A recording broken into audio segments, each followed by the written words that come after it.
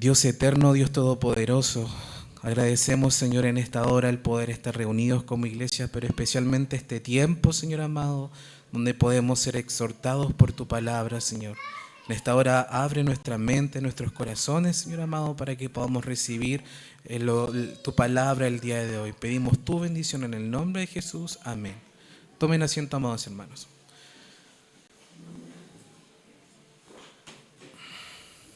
Bueno, amados hermanos, desde ya hace un tiempo que venimos con la serie de sermones acerca del Evangelio de Mateo, donde en sus primeros capítulos, cierto, Mateo nos mostraba, por así decirlo, las credenciales genealógicas de Jesús, donde Mateo nos decía que Jesús, cierto, era descendiente de Abraham y de David. Posteriormente seguimos avanzando y conocimos las credenciales proféticas o mesiánicas de Jesús, donde Mateo, cierto, asociaba muchas de las profecías dichas por los profetas con el nacimiento de Jesús. Y el día de hoy, nosotros a través de los versículos que hemos leído, cierto, vamos a conocer las credenciales morales de Jesús. Y de alguna forma, a través de los versículos, a través de este suceso, la llamada tentación de Jesús en el desierto, ¿cierto?, se pone a prueba la capacidad del Señor Jesucristo para emprender la obra de la salvación.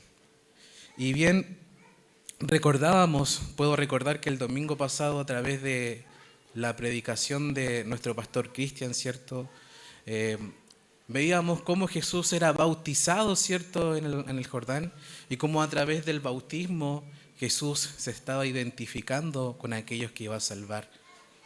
Como con el bautismo también estaba cargando con el pecado de aquellos que iba a salvar.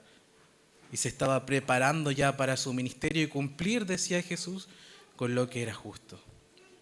Y lo primero que entonces que nosotros tenemos que tener claro para entender las tentaciones de Jesús el día de hoy es que lo tenemos que entender desde el punto de vista de su misión como Mesías.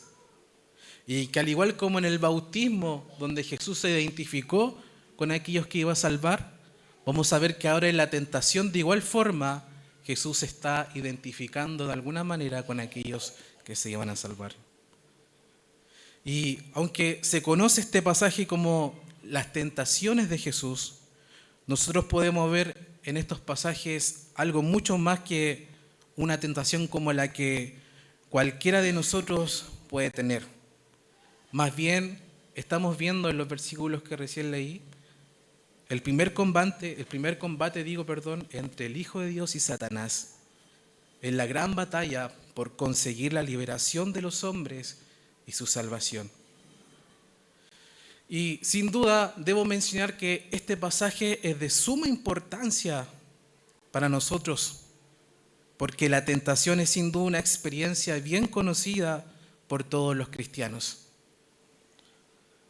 Y lo primero que podemos notar a grandes contrastes, una vez que ya hemos leído este pasaje, es que hay un gran contraste entre el bautismo y la tentación de Jesús. Por ejemplo, en el bautismo Jesús estaba en el río Jordán y ahora Jesús dice que está en el desierto árido. En el bautismo estaba en medio de una multitud, ¿cierto? Ahora Jesús está en soledad y en silencio. En el bautismo el Espíritu reposaba como una paloma y ahora el mismo Espíritu lo impulsaba hacia el desierto. En el bautismo el Padre lo llamó Hijo amado, pero ahora en la tentación en el desierto iba a escuchar los susurros de Satanás, el tentador. Y la primera palabra que nosotros podemos ver que nos llama la atención es tentar. Y es necesario que yo desarrolle estas palabras para que podamos entender muy bien el mensaje. ¿Qué significa la palabra tentar? En su idioma original, que se escribe peirazzo, en su idioma original esta palabra se traduce como tentar o probar, dependiendo del contexto donde aparezca. En un sentido positivo cuando el contexto es Dios con su pueblo. Y ahí cuando esta palabra se utiliza con Dios y su pueblo, tiene un sentido positivo, ¿ya?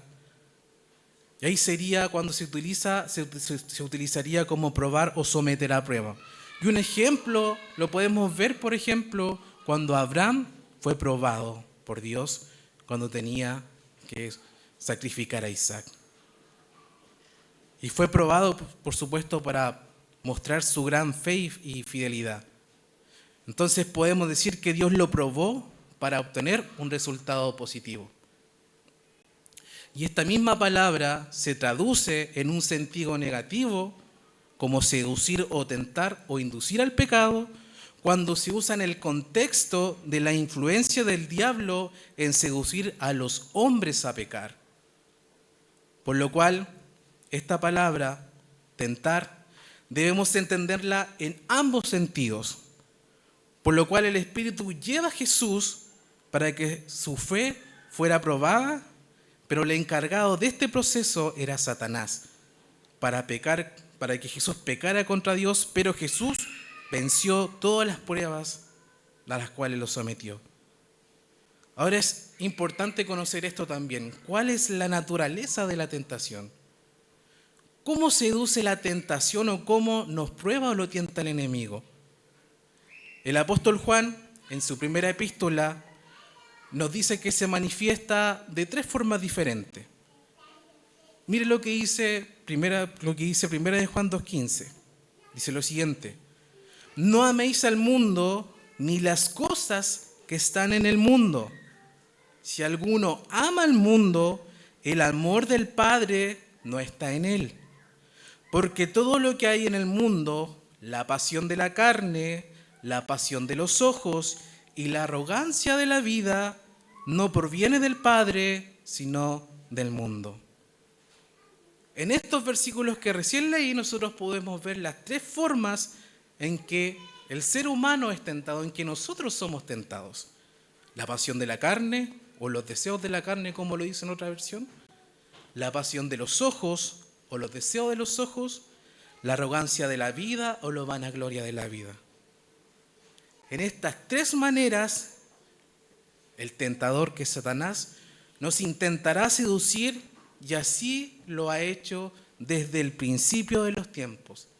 ¿Por qué digo esto? Porque si nosotros leemos la caída del hombre, veremos que estas 3 seducciones estaban presentes.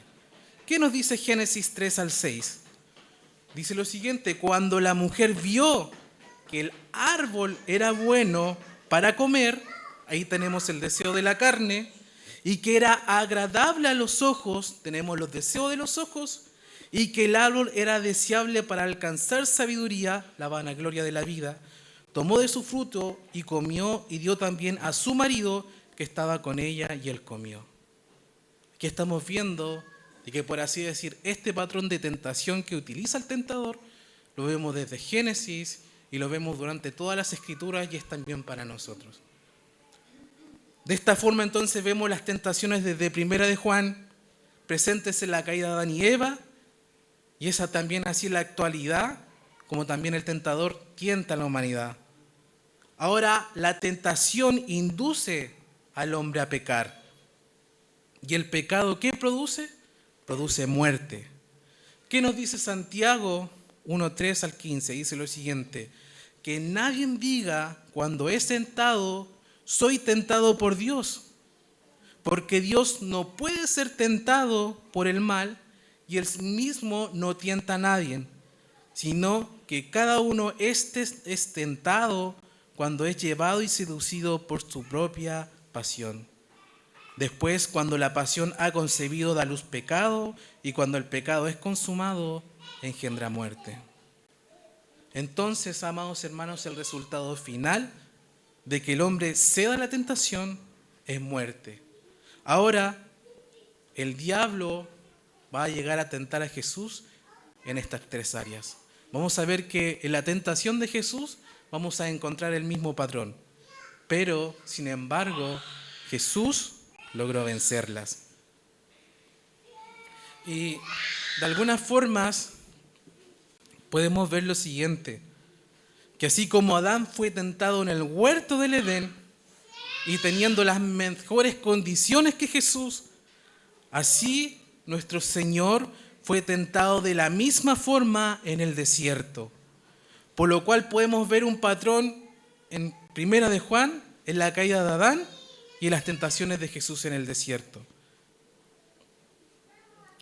Por ejemplo, leímos que el tentador le dice a Jesús: di a estas piedras que se conviertan en pan. Y estamos viendo los deseos de la carne. Vimos que también el tentador le dijo: el diablo le mostró todos los reinos. Y estamos viendo los deseos de los ojos. Y después le dijo: échate aquí abajo. Y vemos en eso la vanagloria de la vida. De esta forma, amados hermanos, nosotros vemos las enormes similitudes entre Adán y Jesús, entre el primer Adán y el segundo Adán. Pero Jesús no falló como el primer Adán. Por lo tanto, en la tentación del desierto, nosotros lo que estamos viendo al mejor Adán, el cual no falló ante las tentaciones del enemigo, ante las pruebas del enemigo.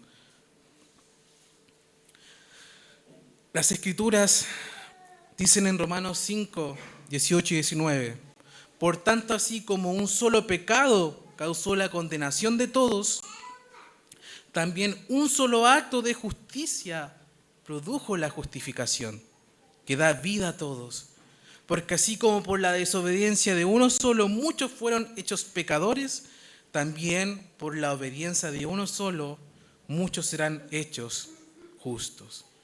Y eso lo vemos en Cristo. Es Cristo en el desierto, es nuestro Adán, el cual no falló ante las tentaciones y ante las pruebas del enemigo. Ahora, si pensamos y comparamos a lo que Adán y Eva sufrieron en Génesis y lo que Jesús sufrió en el desierto, podríamos notar ¿sufrieron en verdad la misma tentación? Podemos decir que en cierto grado sufrieron la misma tentación, porque, como ya dije, el enemigo usó el mismo patrón. Pero la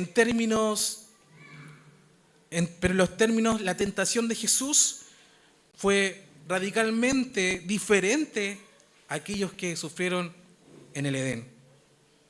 ¿Por qué? Porque primero, en el lugar de la tentación fue diferente. Adán y Eva sufrieron la tentación cuando disfrutaban ¿de qué? Del lujo del huerto. En cambio, Jesús fue llevado al desierto, el cual nosotros no podríamos llamarlo paraíso.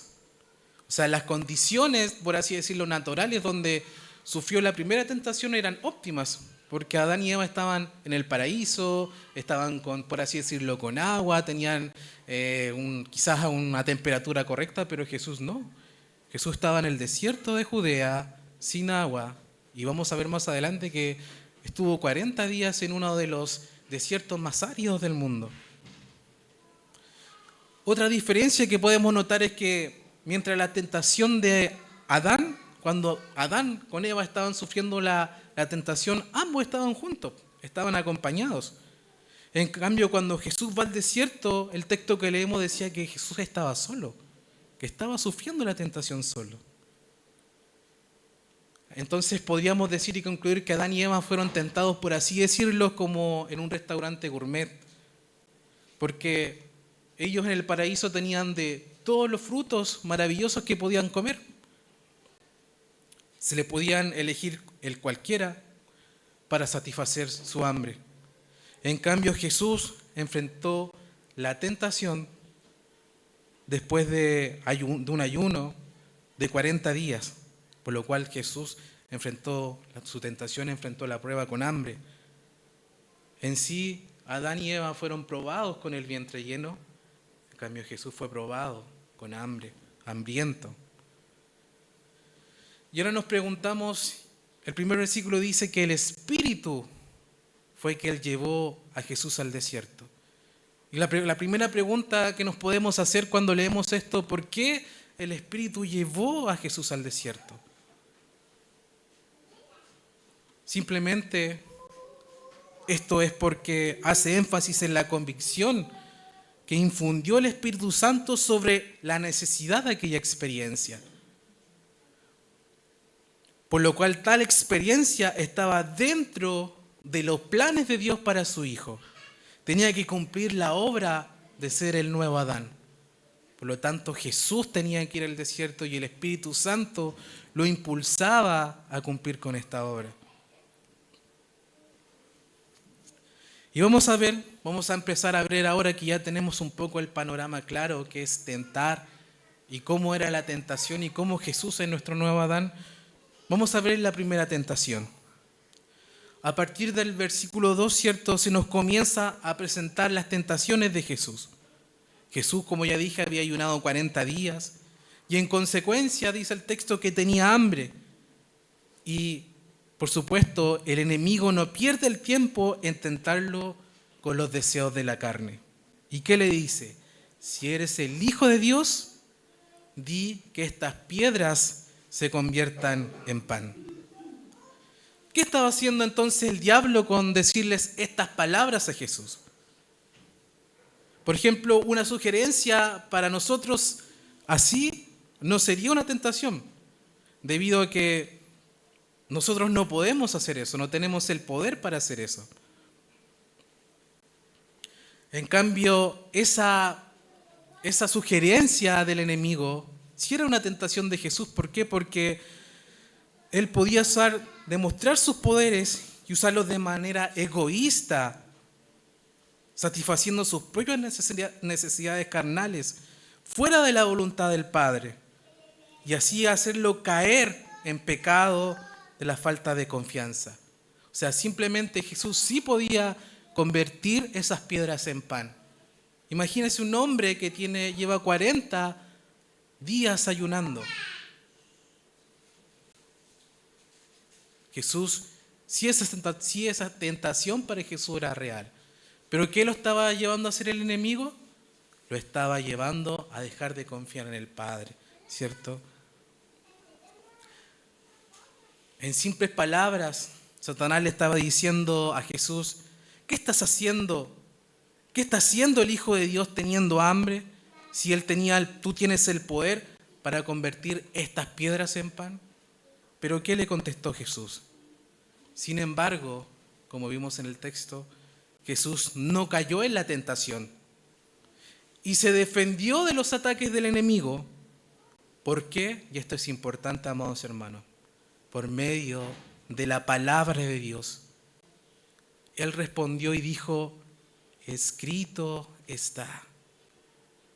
No solo de pan vivirá el hombre, sino de toda palabra que sale de la boca de Dios.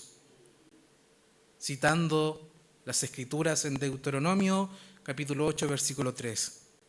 El cual dice: y te humilló y te dejó tener hambre y te alimentó con el maná que no conocías, ni tus padres habían conocido, para hacerte entender que el hombre no solo vive de pan, sino que vive de todo lo que procede de la boca del Señor.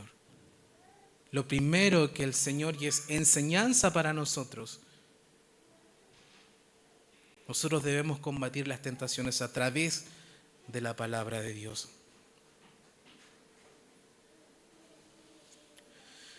¿Qué podemos reflexionar de esto? Que así como Dios sostuvo de manera sobrenatural a los israelitas por 40 años en el desierto, también puede darnos a nosotros todo lo que necesitamos, tanto físico como espiritualmente. Por lo cual podemos entender que Jesús confiaba en Dios para la satisfacción de sus propias necesidades. Por lo cual no necesitaba usar sus poderes divinos para solventar sus necesidades. Dios siempre proveerá. Y en palabras simples podríamos decir de que Jesús le dijo a Satanás que la palabra de Dios era más importante para él que su hambre. Le dijo: moriré de hambre antes de negar la veracidad de la palabra de mi Padre. Y otra reflexión que podemos hacer es que debemos tener presente estas tentaciones, las tentaciones, porque Satanás nos lleva muchas veces a pensar que somos autosuficientes, que no necesitamos a Dios y que podemos depender de nuestros propios recursos.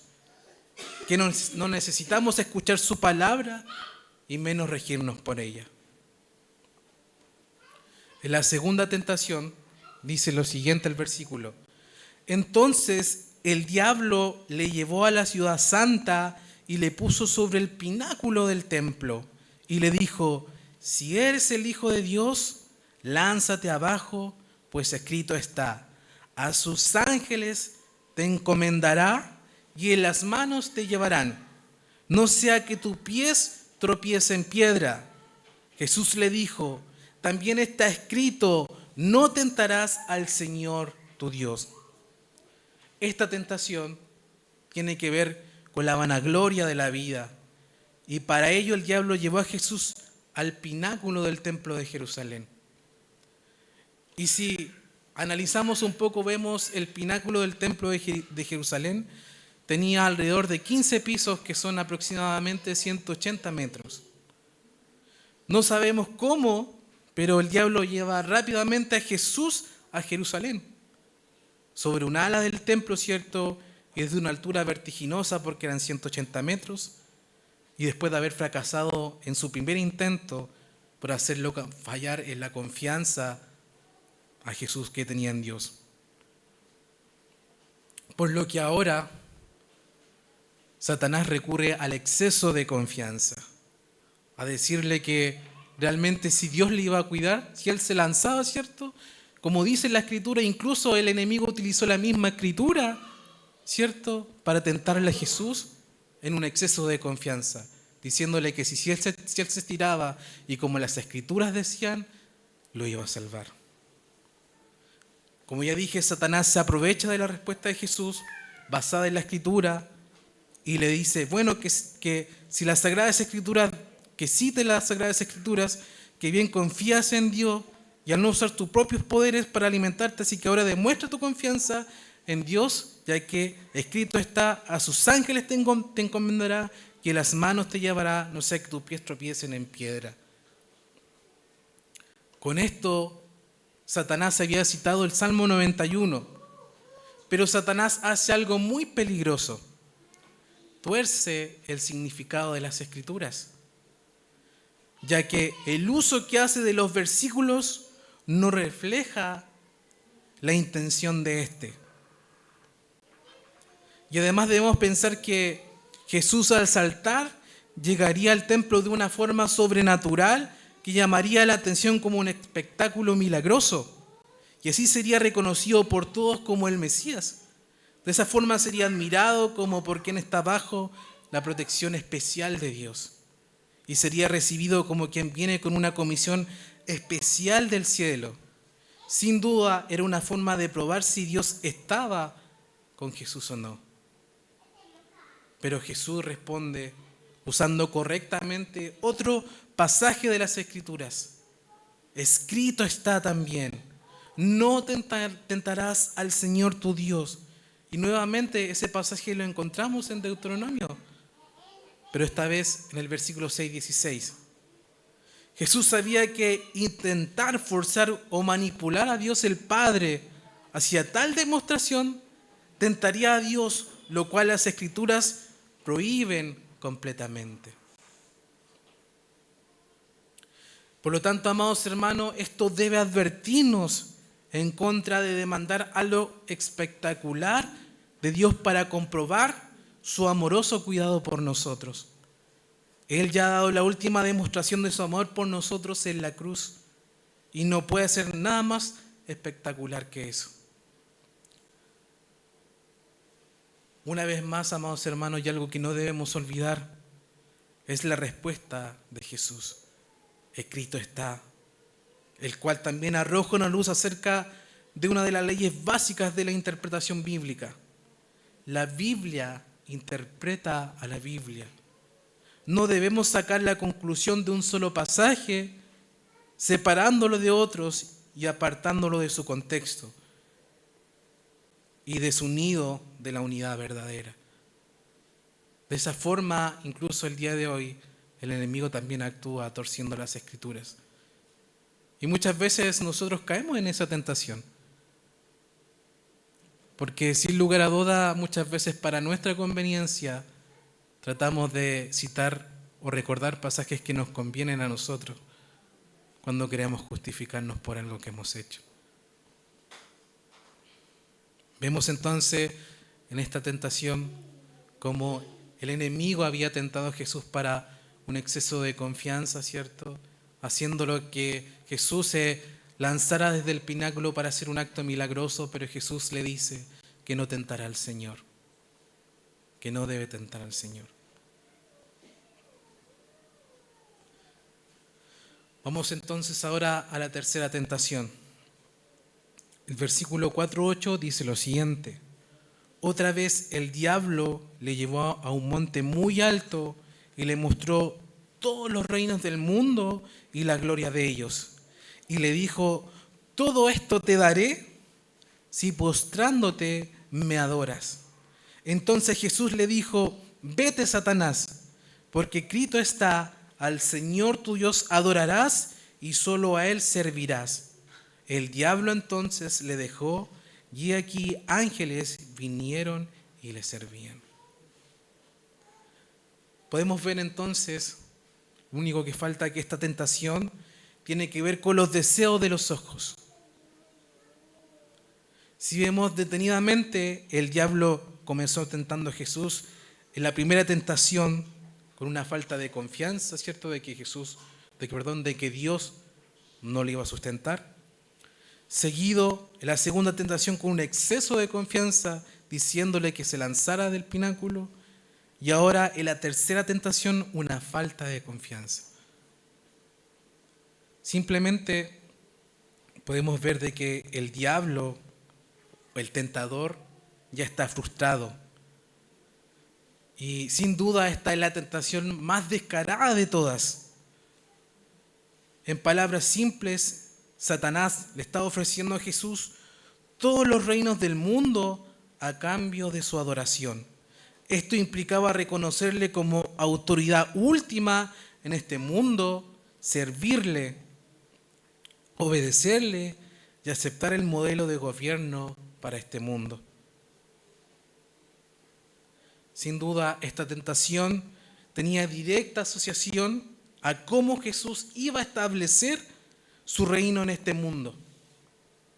El diablo le estaba proponiendo regalárselo sin esfuerzo, sin sufrimiento, sin sacrificio. Finalmente, esta tentación era que Jesús evitara la cruz.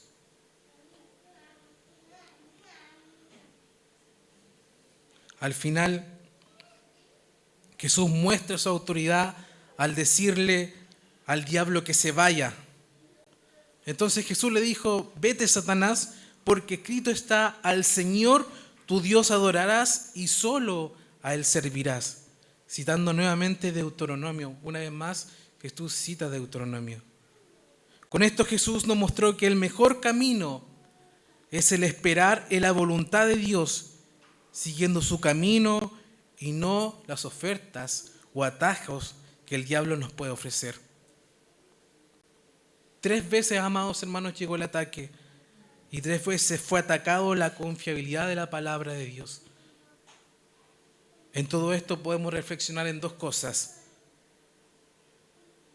De la misma manera que nuestro Salvador lo hizo, nosotros podemos resistir al diablo y huirá de vosotros. Eso dice Santiago 4:7. Funcionó para Jesús porque en aquel entonces el diablo dejó, y también funcionará para nosotros. Estamos llamados a resistir al diablo y usar la palabra de Dios. Y lo segundo es que la palabra de Dios tiene el poder para acobardar y aplastar las tentaciones de Satanás mucho mejor que una daga de madera, una espada de plomo, agua bendita, cruces, etc. No es símbolo de la cruz, sino la palabra de la cruz que derrumba a Satanás. Y Spurgeon, con relación a esto, especialmente con que Jesús en estos versículos, ¿cierto?, en este pasaje de las Escrituras, para combatir al enemigo usó la palabra escrito está, dice lo siguiente: yo recomiendo a cada cristiano el uso constante de la palabra infalible. porque fue el arma escogida por nuestro campeón. Cuando fue tentado por Satanás en el desierto, él tenía muchas opciones de armas con las cuales combatir con Satanás, pero no tomó ninguna, excepto esta, la espada del Espíritu. Escrito está. Nuestro Señor pudo haber vencido a Satanás por medio de una fuerza angélica. Solo tenía que haber pedido a su Padre y le hubiera enviado inmediatamente 12 legiones de ángeles, contra cuya poderosa embestida el archienemigo no hubiera podido prevalecer ni un instante. Si nuestro Señor simplemente hubiera ejercido su deidad, una sola palabra habría enviado al tentador de regreso a su guarida infernal. Pero en vez de un poder angélico o divino, él usó escrito está, enseñando así a su iglesia a que nunca debe invocar la ayuda de la fuerza o el uso de armas carnales, sino que debe confiar únicamente en la omnipotencia que habita en la palabra segura del testimonio. Ella es nuestra hacha de combate y nuestra arma de guerra ante las tentaciones.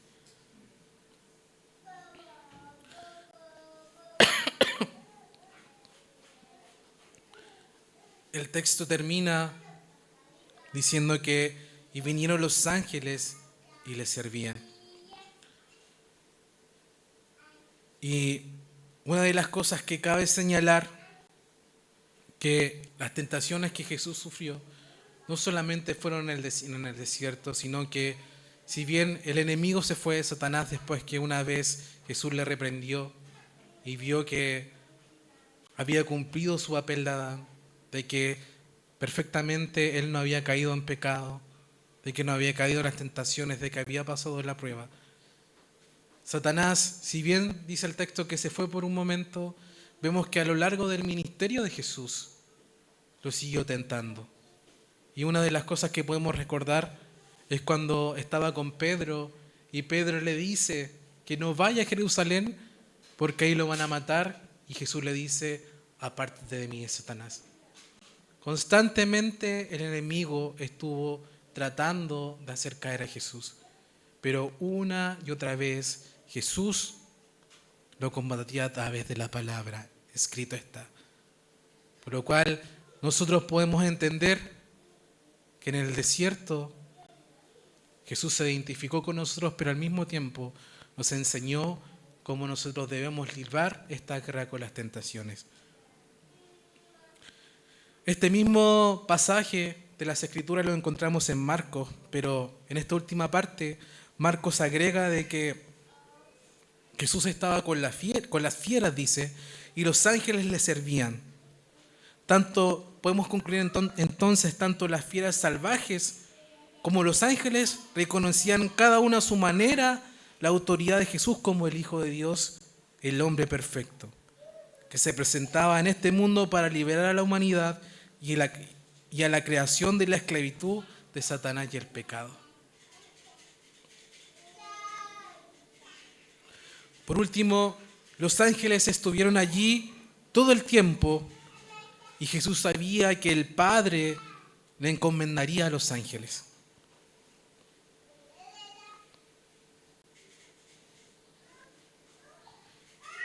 Él no tenía que escuchar a Satanás para saberlo. Y ahora, en que Jesús confiaba en términos de la verdad de la palabra de su Padre, se cumplió por completo cuando estos ángeles vinieron y lo ministraron. Ciertamente, en la primera tentación, cuando Satanás lo tentó a que las piedras se convirtieran en pan, y Jesús le dijo que no, que era la palabra de Dios más importante, a través de los ángeles, Dios le responde a Jesús, porque lo vinieron a sustentar. Entonces, amados hermanos, ¿cuál es la importancia para nosotros sobre la victoria de Jesús en la tentación? Primeramente, que este incidente sirvió para demostrar que el Señor Jesús es un hombre perfecto y por lo tanto puede ser nuestro Salvador. en Él no se encontró pecado.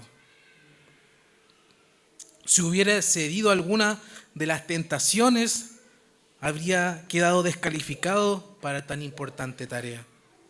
Por lo tanto, era importante de que Jesús fuera sometido a estas pruebas, y por eso el Espíritu Santo lo impulsaba al desierto a que fuera a ser probado, ¿cierto?, para que Él pudiera cumplir con la tarea de ser nuestro Salvador.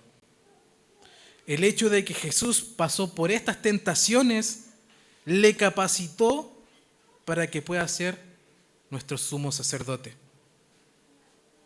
al que podemos recurrir en cada situación sabiendo que Él nos entiende. Porque como dije al principio, esas mismas tentaciones que sufrió Jesús son las mismas tentaciones o el mismo patrón que hoy Satanás usa para nuestras vidas. Por lo tanto, como dice Hebreos 2:18, pues en cuanto Él mismo padeció siendo tentado, es poderoso para socorrer a los que son tentados. Y Hebreos 4:15 y 16 dice lo siguiente: porque no tenemos un sumo sacerdote que no pueda compadecerse de nuestras flaquezas, sino uno que ha sido tentado en todo, como nosotros, pero sin pecado.